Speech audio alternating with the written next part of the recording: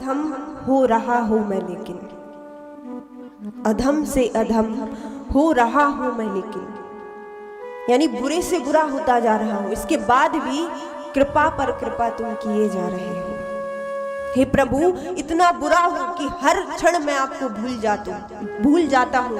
थोड़ी थोड़ी सी बात पे मैं आपको ही दोषी ठहराने लगता हूं कि भगवान ने मेरे साथ गलत किया।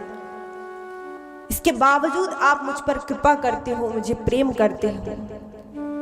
बहुत सोचता हूँ भूल मुझसे ना होगी, कई बार प्रयास भी किया है कि अब इन भूलों को सुधार लूं। बहुत सोचता हूँ भूल मुझसे ना होगी, जो तुमको ना भाए वो बात अब ना होगी, मगर फिर भी भूल होती है मुझसे, क्षमा ही सदा तुम किए जा रहे हो, कृपा पर कृपा तुम किए जा रहे हो।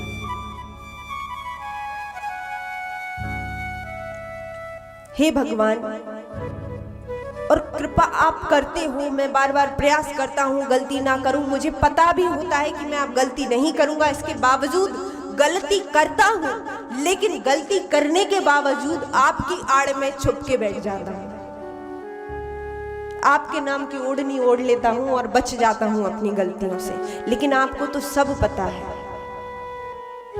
पता है कभी पोल खुलकर रहेगी, पता है कभी पोल खुलकर रहेगी, लेकिन सदा ही तुम उसको ढके जा रहे हो, कृपा पर कृपा तुम किए जा रहे हो।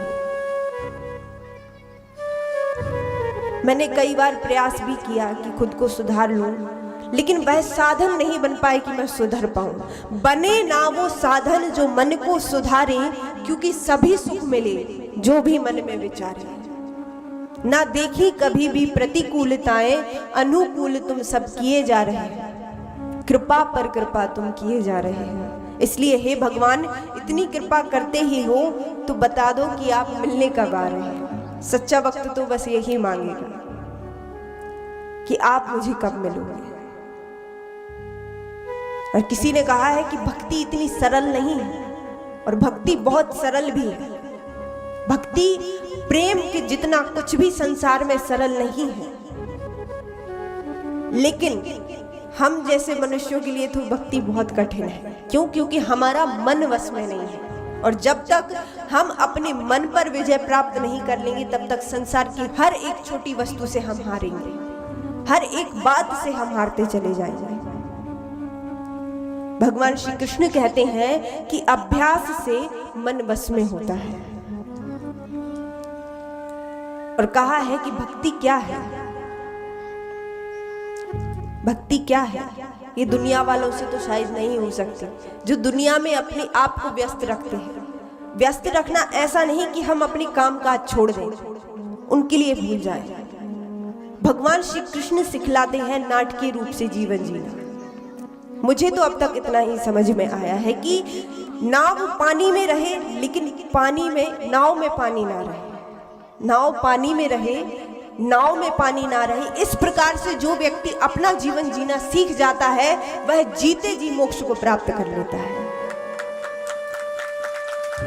और महाराज परीक्षित ने यही मोक्ष प्राप्त किया कि उन्हें जीते जी मृत्यु का भय तो मिटा ही, लेकिन समस्त कामनाएं मिट गई। संसार में होते हुए भी, राजा होते हुए भी उन्हें राज्य सभा की, राज्य की लालसा नहीं रही।